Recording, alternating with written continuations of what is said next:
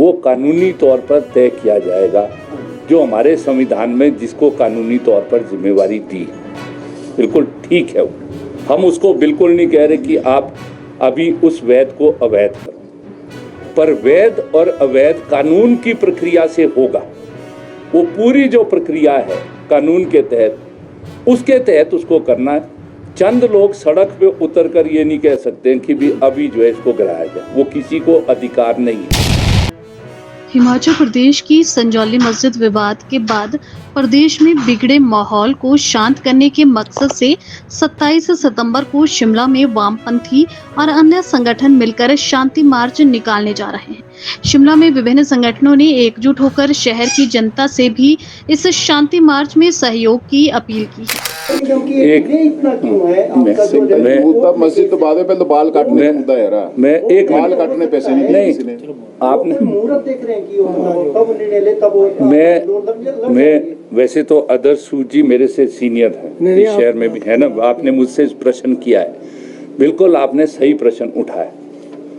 वैध और अवैध, वो जो प्रश्न उठाया जा रहा है वो कानूनी तौर पर तय किया जाएगा, जो हमारे संविधान में जिसको कानूनी तौर पर जिम्मेवारी दी, बिल्कुल ठीक है। हम उसको बिल्कुल नहीं कह रहे कि आप अभी उस वैध को अवैध करो, पर वैध और अवैध कानून की प्रक्रिया से होगा। वो पूरी जो प्रक्रिया है कानून के तहत, उसके तहत उसको करना है। चंद लोग सड़क पे उतर कर ये नहीं कह सकते कि भी अभी जो है इसको गिराया जाए, वो किसी को अधिकार नहीं है वैध और अवैध का। बाकी आपने जब प्रश्न उठाया कि नगर निगम इतने लंबे समय से क्यों, हम भी रहे हैं 5 साल, आदर्श जी हमारे से ज्यादा लंबा समय है। आप यदि शिमला के विकास का व्यवस्था आप देखेंगे, शिमला का विकास 3 स्टेजेस के अंदर हुआ है। अब जब आपने प्रश्न उठा ही दिया, ये जनता को भी जानना। पहला विकास हुआ जो अभी आदर्श जी ने कहा, टेकेंद्र ने कहा, जो 1813 और 15 के बाद जब अंग्रेज यहाँ पर आए, उन्होंने इसको जो है विकास के लिए कहा। वो 6000 अंग्रेजों के लिए और ज़्यादा से ज़्यादा जो है 20,000 लोगों की आबादी के लिए इस शहर की व्यवस्था की गई थी, जिसमें पानी और सीवरेज और बिजली का यहाँ पर किया गया था।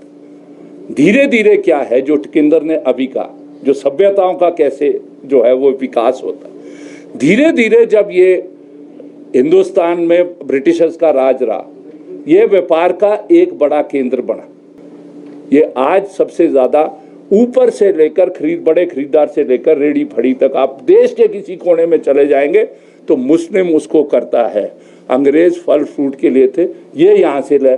जैसे कृष्णा नगर को बसाने में एक इतिहास है उसका भी, जो यहाँ पर पंजाब से लोग आए हैं उनको भी अंग्रेजों ने यहाँ पर लाया है। धीरे धीरे जैसे जो है इस शहर का विकास हुआ। नहीं, मैं बता रहा हूँ आपको, मैं बता रहा हूँ। तो मेरा ख्याल इसलिए ये जो पीस मार्च है, हम उनको क्या सिखाएंगे?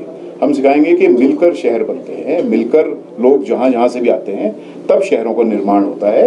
हिस्टोरिकली सिर्फ ये नहीं, दुनिया के शहर हम बताते, लेकिन इस समय इतना तो अभी ये हमारा शहर है, हम यहाँ पले बड़े हैं। हम ऐसे ही, हमने क्लास में कभी नहीं देखा, अपनी क्लास में ये माहौल अभी जो कभी नहीं देखा, कौन किस जाति का है, कौन किस धर्म का, कभी ये था ही नहीं।